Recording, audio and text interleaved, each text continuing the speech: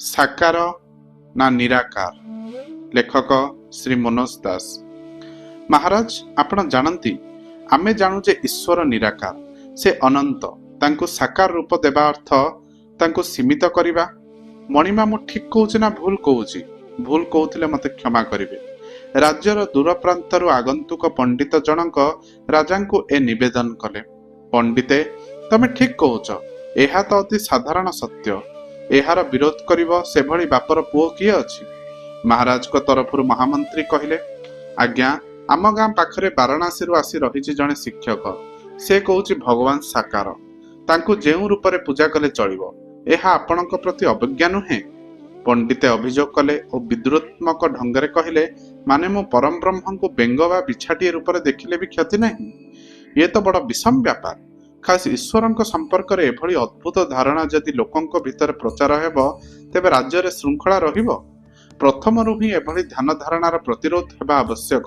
ଜଣେ ବରିଷ୍ଠ ଅମାତ୍ୟ ମତ ଦେଲେ, ରାଜା ସାଧାରଣତଃ ଆଦେଶ ହିଁ ଦିଅନ୍ତି। ତାତ୍ତ୍ବିକ ଯୁକ୍ତି ପ୍ରତି ତାଙ୍କର ଆଗ୍ରହ ନଥାଏ। ସେ କାମ ମନ୍ତ୍ରୀ ଓ ଅମାତ୍ୟ ମାନଙ୍କର। ଡକାଅ ସେ ଶିକ୍ଷକ ବାପୁଡାକୁ, ଶୁଣାଇଦେଲେ ରାଜା। ପରଦିନ ଶିକ୍ଷକ ଡକା ହୋଇ ଆସିଲେ। ରାଜା ତାଙ୍କୁ ଆପଦ ମସ୍ତକ ନିରୀକ୍ଷଣ କରୁଥାନ୍ତି। ମହାମନ୍ତ୍ରୀ କଡ଼ା ଭାବରେ ପ୍ରଶ୍ନ କଲେ, ଓହୋ ବାରାଣାସୀ ଫେରନ୍ତ ଶିକ୍ଷକ, ଆମ ମଣିମା ଭଗବାନଙ୍କୁ ନିରାକାର ବୋଲି ଜାଣିଥିବା ସ୍ଥଳେ ତମେ କୁଆଡୁ ତାଙ୍କୁ ବେଙ୍ଗ ବିଛା ରୂପେ ଥୋଇଲଣି?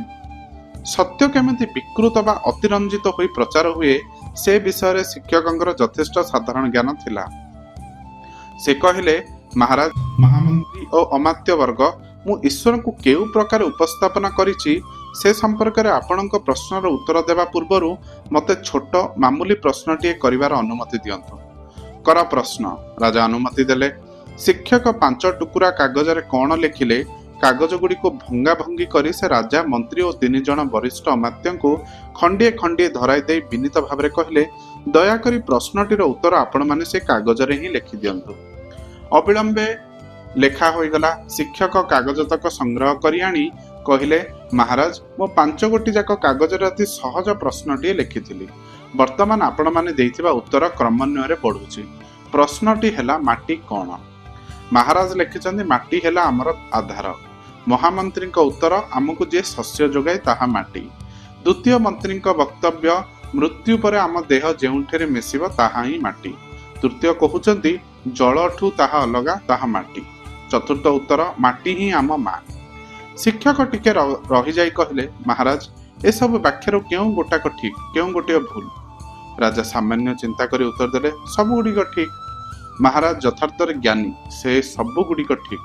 ଆଚ୍ଛା ମହାରାଜ, ଆପଣ ଏବଂ ଆପଣଙ୍କ 4 ମନ୍ତ୍ରୀ କେତେ ବିଷୟରେ କେତେଥର ଆଲୋଚନା କରିଛନ୍ତି ବର୍ଷ ବର୍ଷ ଧରି?